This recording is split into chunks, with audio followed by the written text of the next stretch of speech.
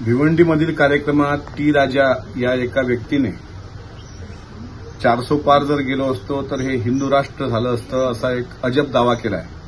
कदाचित टी राजाला हे माहीत नसावं की विश्वरत्न डॉक्टर बाबासाहेब आंबेडकरांनी या देशाला एक संविधान दिले आणि संविधानाच्या चौकटीत राहून या देशाचं नाव Bharat independent nation declare in August it's called India, Bharat राष्ट्र हेच या देशाचं नाव बाबासाहेबांनी दिलंय, जे संविधान संमत आहे। 400 पार नाही, तुम्ही 500 पार जरी गेला असतात तरी या देशाला हिंदू राष्ट्र कोणीही घोषित करू शकत नाही। आणि राहिला प्रश्न हिंदू आणि भारत या विषयाचा, तर हिंदू धर्मामध्ये ज्या भगवान श्रीकृष्णाला आपण मानता त्या भगवान श्रीकृष्णाने यदा यदा ही धर्मस्य आणि ग्लानिर्भवती भारत असं सांगितलेलं आहे। टी राजाचा अभ्यास थोडा कमी आहे, त्यामुळे त्यांनी अभ्यास करावा आणि एक लक्षात ठेवावं, कोणाचीही सत्ता आली तरी हा देश फक्त आणि फक्त भारत राष्ट्र राहणार आहे, तो हिंदू राष्ट्र किंवा इस्लाम राष्ट्र होऊ शकणार नाही।